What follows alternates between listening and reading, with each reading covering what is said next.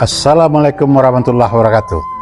Bapak Ibu yang saya hormati, ada yang tanya begini, apakah sama harato pusako tinggi atau harato tuo dengan hak ulayat?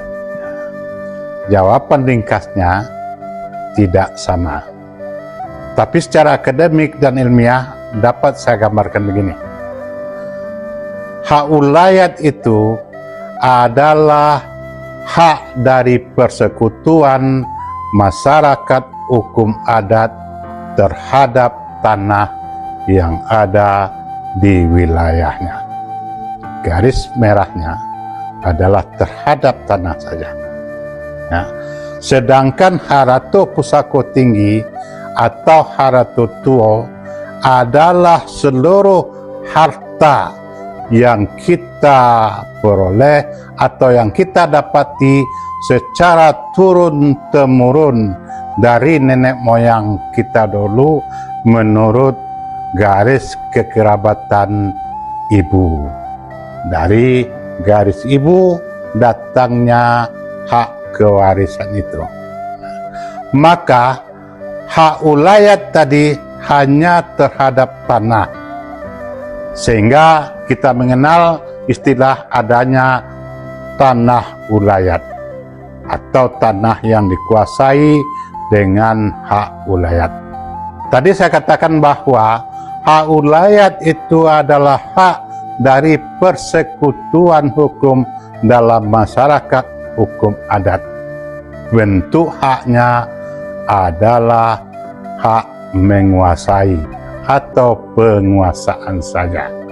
Nah, sedangkan harato pusako tinggi dan harato tuo itu tidak saja menyangkut tanah, tapi menyangkut juga harta yang bergerak, tidak bergerak, harta yang berwujud dan tidak berwujud. Yang bergeraknya apa? Contoh, ada keris pusaka, jadi hak ulayat juga yang bisa diwariskan. Kemudian yang tetap ada juga rumah gadang yang bisa diwariskan.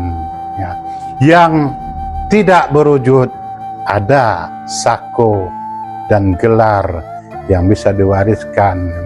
Yang berwujud ada rumah, ada tanah, ada hutan dan sebagainya.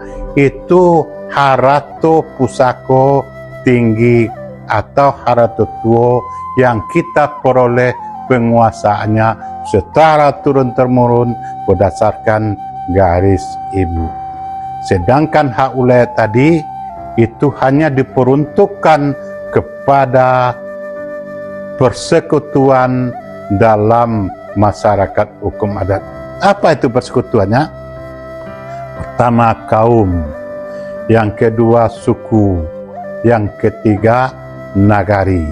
Maka sifat hak ulayat itu adalah bersifat komunal.